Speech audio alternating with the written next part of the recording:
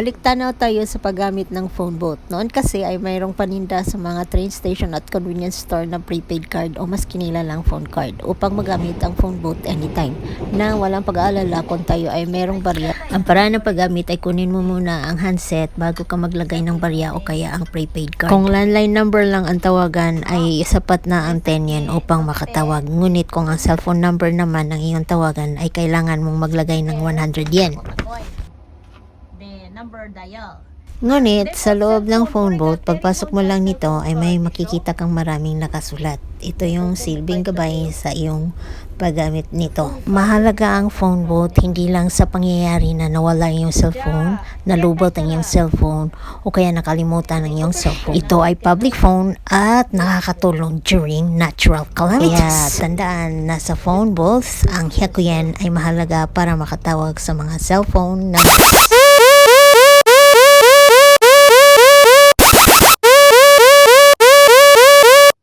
ito ang ingay at ito rin ang mababasa mo sa cellphone mo kapag mayroong calamity warning. So okay, kwentong vending machine na naman tayo. Iba't ibang vending machine. May drinks na vending machine, may ice cream na vending machine, at meron ding mga chichirya na vending machine. At recently lang ay may nakikita akong mga vending machines na may orange fruit at kailangan mong maglagay ng pera para gawan ka ng fresh orange juices. Pero hindi ko siya bet. Mas gusto ko itong ice cream vending machine na talakayin. Napahanga ako dahil naalala ko ang mamang sorbetero sa amin na lagi kong binibilihan ng pinipig o kaya ice. Naalala ko rin ang vending machine ice cream doon sa Legoland sa Nagoya. Pareho din ang pamamaraan ng pagbili dito sa ice cream na vending machine. Kailangan mo ng barya at pindutin mo ang button na ninais mong bilhin na ice cream. Nasa Toyota Stadium ito na vending machine. At kung ikaw ay iikot at pupunta doon sa may swimming pool, sa swimming pool na area ay meron ding vending machine doon na nagbibenta ng mga chichirya. Okay na rin siya na pamasyalan kasi maanyaya mo silang uminom, kumain ng ice cream o kaya magchichirya. Ito ang tinutukoy ko na vending machine malapit sa swimming pool ng Toyota Stadium. Kakaiba siya dahil digitalized. Pareho lang ang unang paraan, maglagay ka ng barya o kaya pera. At tignan mo ang numero ng iyong chichirya na magustuhan at ipindot mo ang numero sa keypad. Ay.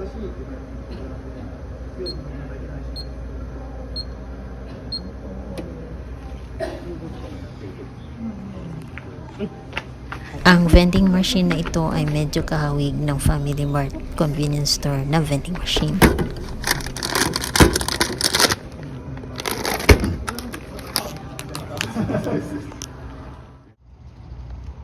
At isang lucky day ko naman dahil nang kinunan ko ito ay andyan ang Coca-Cola bottlers na nag-dispense sa kanilang vending machine.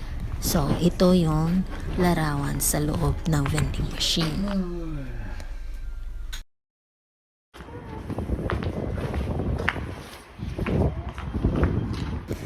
Kahit saan ka talaga magpunta dito sa Japan ay meron kang makikitang vending machine. At kung kayo ay follower ng Bisaya Squad ay na-feature ni Glester Capuno ang tungkol sa vending machine na ito, ang orange vending machine. Kaya lang hindi ko nga siya bet itry. Ito naman ay ang bagong 1,000 yen.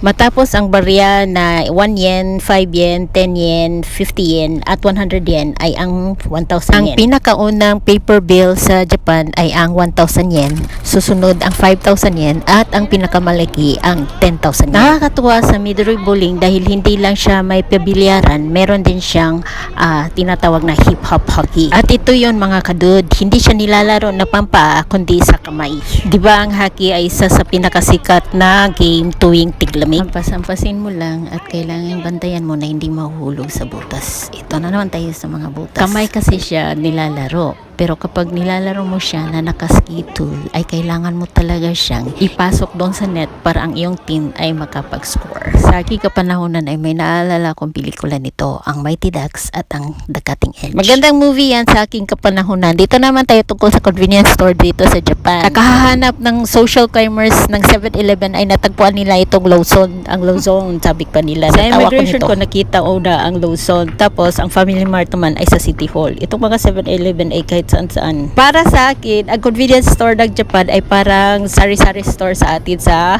Pilipinas. Kaso lang hindi tayo pwede dito magutang.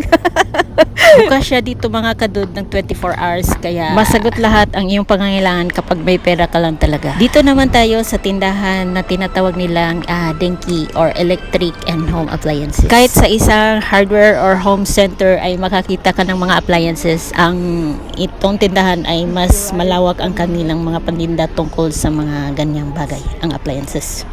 Ooh ee ooh ah ah, ting tang, walla walla bang bang. Ooh ee ooh ah ah, ting tang, walla walla bang bang. Ooh ee ooh ah ah, ting tang, walla walla bang